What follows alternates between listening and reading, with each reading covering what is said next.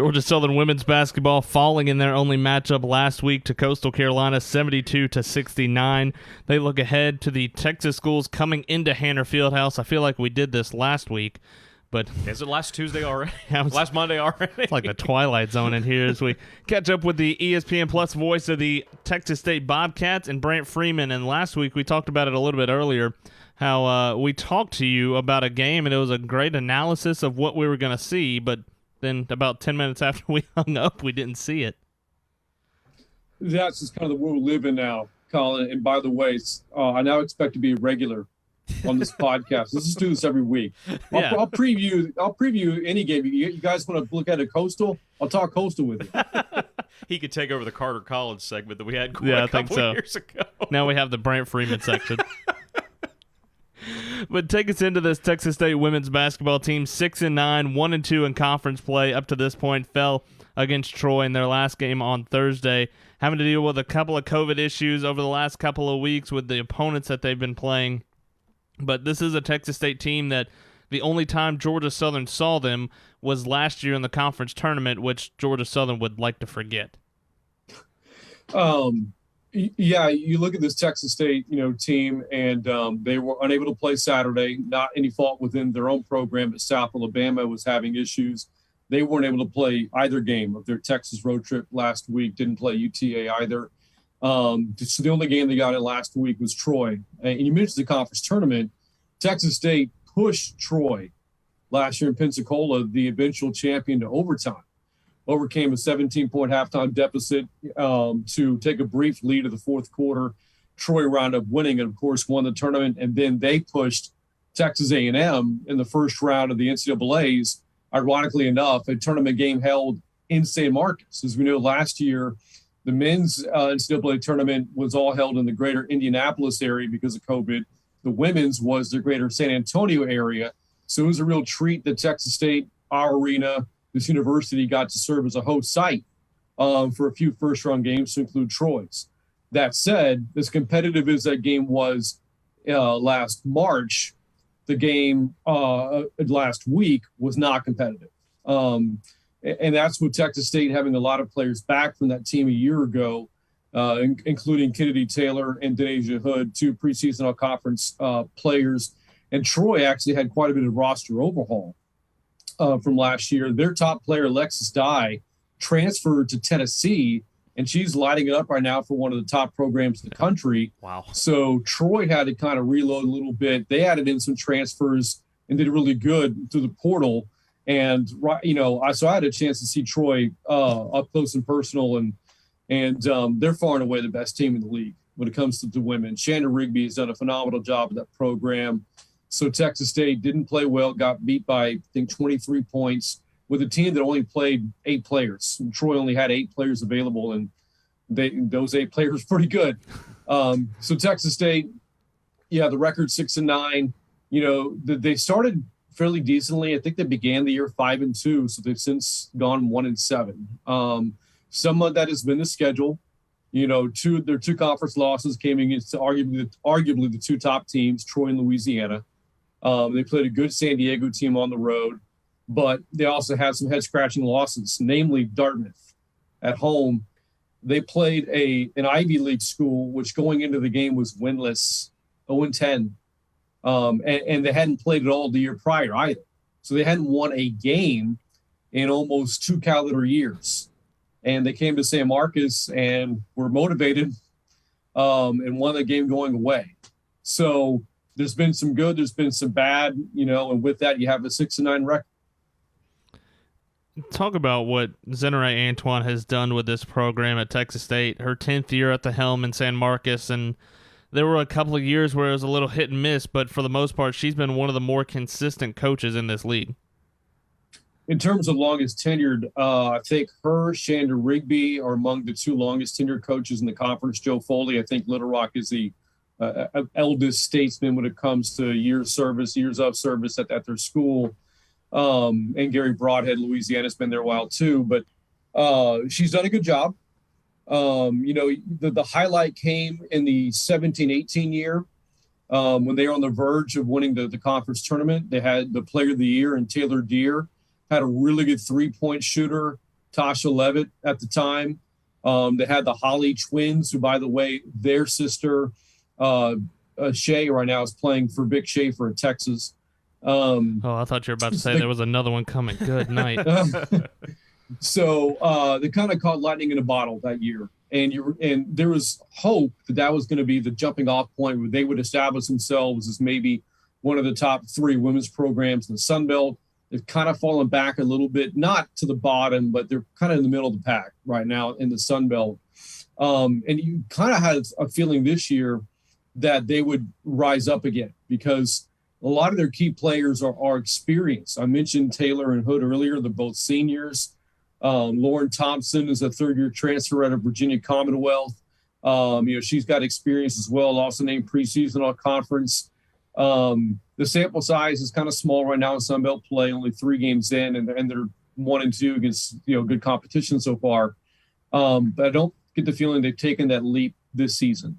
But getting back to Coach Antoine,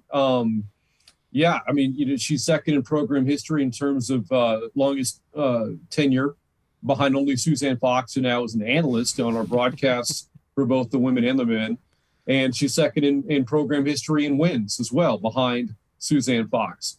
But the one thing she has yet to do is guide this team to the NCAA tournament. I mentioned some of the other coaches that have been at the programs for a while, and they've all done that. That's something that is yet to happen with Texas State. And we'd like to see that, sometime in the near future, certainly. But I think that she's had a very consistently competitive, solid program during her time here at Texas State. I want to ask you about Suzanne specifically. She's been with you on the ESPN Plus side the last couple of years. The successes that she had in San Marcos, from her perspective, what has she lent to those broadcasts that have made them, in my opinion, the best in the league? Well, because of Suzanne, right? You said that. I didn't say. So when the ESPN Plus project came about and we needed analysts, I tried to find people that had familiarity with the programs they were going to cover.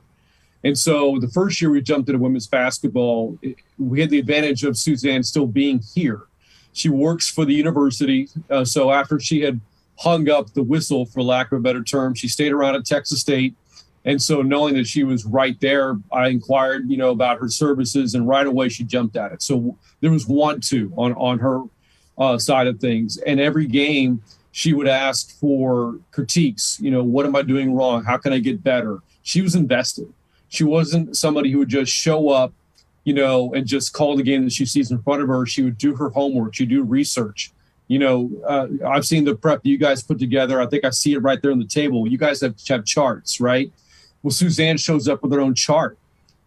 She's putting in the research, the time. We have the conference calls ahead of every one of our broadcasts, and she's in on every single one of them, and she's asking questions. She watches games, something that I tell broadcasters and even the people that are part of the productions as well. You have to consume the product. Yeah. If you want to be a chef, taste the food, right? If you want to be in broadcasting, watch the games, listen to the games. And she does that, and not just our own, but those around the league and national linear broadcasts as well. So it's simply, Danny, it's from an investment standpoint. She is invested, in the broadcasts and herself, and it really comes through in the broadcasts we put together. She still shoot the free throws? That wasn't her. that was somebody else. I'm going to leave it at that. You talk about this Texas State team, and it's a team that has a lot back. You talked about Denasia Hood, so many different players throughout this lineup. What does the experience look like for this team? Well, it's quite a bit. You mentioned Denasia Hood. She became the 20th player in program history to eclipse 1,000 career points. She did that actually in her hometown of San Antonio. Did it against UTSA, which we're always going to like that here. She's a well-experienced player. Obviously their go-to scorer. I think she ranks 4th right now in the conference in scoring. Kennedy Taylor, from an experience standpoint too, probably comes to the most important position, the point guard position. There was a stretch early in the year. She actually led the country in assists per game. She still leads the Sun Belt. She's not quite there, the national leaders anymore. I think she's dropped to 23rd or something like that. But she brings a lot of leadership, at a position that needs it. And I mentioned Lauren Thompson as well. A player that doesn't quite get the headlines as much as those three is Jacayla Bowie. This is her third year now of the program. You mentioned the tournament game last year between the Eagles and Bobcats. She had a big hand in that. Bowie they only played 2 games in the tournament, the win over the Eagles, the loss to the Trojans. Bowie played so well, she was named to the all-tournament team. There's not a ton of new blood on this year's team. Really, it's one that's loaded with experience. Those are the 4 players you're probably going to hear about the most when these 2 meet in Statesboro. Who do you guys have this weekend? So we're at home, and the men, for the first time since the year 2021, will get to play. Their last game was December 30th against Troy in the opener. So since the calendar turned to 2022, we haven't played yet. So the men will host ULM Thursday. Danny, you mentioned they're one of a handful of teams that's played all their games so far. And Louisiana on Saturday. Actually, just got done doing a lot of homework on ULM, getting ready for that game, and looking forward to it, man. It's been too long since we got a men's game in. So here they are, 2 weeks. This is the 3rd week now of conference play. They've played 1 game. So it's about time to lace them up and play again. And, I was envious of you two.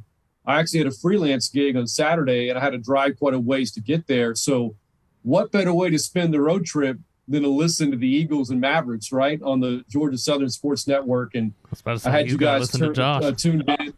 Great game, but great call, Danny and Colin, to the 2 of you. And what a finish. I remember I was texting you, Danny, afterwards, like, man, how do you not foul up 3?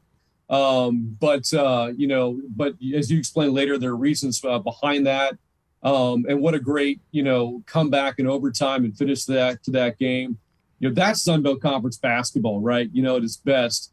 But I was kind of, a little emotional too, because you kept mentioning the fact that could be UTA's final ever visit to Statesboro for basketball, right? But what a way to go out. I'm going to go out on a limb and say that probably is the last time that UT Arlington comes to Statesboro, Georgia, and maybe anything. But yeah. if that is the last thing, great way to go out. Maybe not necessarily for them because they lost in overtime, but we got a chance to catch up with Josh, and it was a really cool couple of days. It was really neat. Yeah, I guess they won't be making any football visits there anytime soon either. Oh, yeah.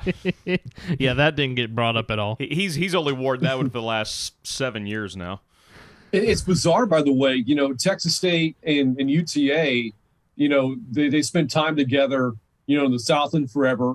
They went to the WAC together, left the WAC together for the Sun Belt, and now they're going back. Now they're going back to the WAC. And it was actually a WAC game that I covered on Saturday, and it's kind of bizarre to see UTA kind of head back to that conference. There are teams in Texas, so it makes geographical sense for them. I'm going to miss them, man. Yeah. You know what's cool? What's that? Our baseball schedule wraps up with UT Arlington here. Yeah. Before we go to Montgomery for the tournament. Second straight year, I didn't even think about that. One final series for the Blaze. Hopefully Josh makes the trip. We're working on that one. We're efforting that one as we speak. Good deal. Brand, appreciate the time. I guess we'll have to catch up next week. About to say, 6:20 Eastern time next week again. Brand, appreciate the time. Thanks, man. Thanks, guys. Once again, Brant Freeman, we have talked about it, a couple of weeks now straight, that one of the best guys in the league, Brant Freeman, the former radio voice of the Texas State Bobcats, now on the ESPN Plus side. We say he has gone to the dark side, but it's okay. We still like him. He's coming up on Chad Jackson for most appearances on this podcast. Yeah, that's very true. JT's going to about catch him with his appearance here in a couple Yeah, JT's getting there too.